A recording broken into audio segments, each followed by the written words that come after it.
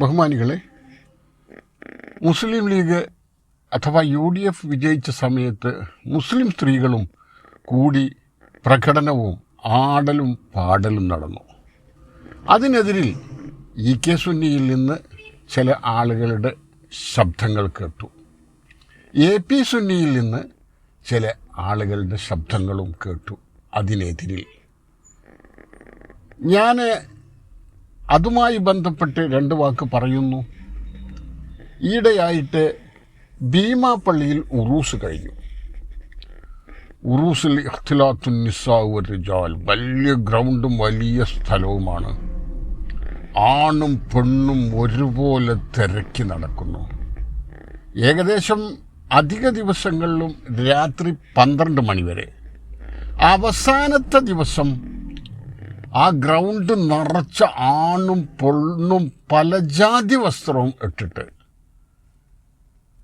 ഇടകലർന്ന് നിൽക്കുന്നു, ചാടുന്നു, പ്രാർത്ഥിക്കുന്നു.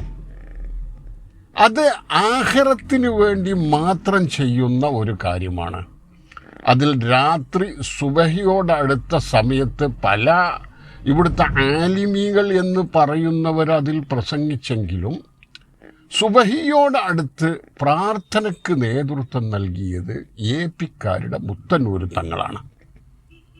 ആയിരക്കണക്കിൽ പെണ്ണും ആണും ഇടകലർന്ന് ആ ഗ്രൗണ്ടിൽ പ്രസംഗിച്ച ഒരാളെങ്കിലും ഇത് നാളെ ആഖിറത്തിൻ്റെ വിഷയമാണ്, അതുകൊണ്ട് ഇഖ്തിലാത്തുൻ നിസാ വർ-റിജാൽ, ആണും പെണ്ണും കലരരുതേ, വളരെ മറയോടുകൂടെ ആയിരിക്കണം നിങ്ങളുടെ പ്രവേശനം എന്ന് പറഞ്ഞതായിട്ട് ഞാൻ 3 ദിവസം അവിടെ തങ്ങി ഇത് കണ്ടു. ഞാൻ കണ്ടിട്ടില്ല.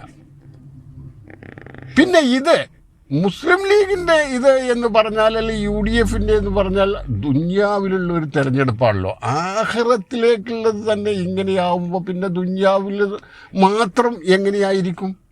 അതിന് നിങ്ങൾ എന്തിന് ഇത്ര പറയണം? പിന്നെ ആലിമീങ്ങളെ നിങ്ങളൊന്ന് ചിന്തിക്കേണ്ടതുണ്ട്. ഫോട്ടോ എന്താണ്, ഹറാമാണോ ഹലാലാണോ? നിങ്ങൾ ഒരുപാട് ഹറാമുകളെ ഹലാലാക്കുന്നവരാണ് 2 സമസ്തക്കാരും. എന്നിട്ട് അതിൻ്റെ നേതൃത്വം പറഞ്ഞ് അഹങ്കാരത്തിൻ്റെ മാത്രം, കിബറിൻ്റെ മാത്രം വർത്തമാനം പറഞ്ഞ് ഇന്നലെ EK സമസ്തകളിലേക്ക് ചില ആളുകളുടെ സംസാരം കേൾക്കുമ്പോൾ നമുക്ക് അത്ഭുതപ്പെട്ടു പോകും. കാര്യമായിട്ട് ഇപ്പോൾ EK സമസ്തക്കാർക്കുള്ള പണി എന്താണെന്നോ, കുറേ ആൾക്ക് പാണക്കാട്ടെ തങ്ങന്മാർ ചീത്ത പറയുക, തെറി പറയുക, അവരെ മോശമായി ചിത്രീകരിക്കുക. അവരെ നിങ്ങൾ ചിത്രീകരിച്ചാൽ അവർ മോശമാകുമോ?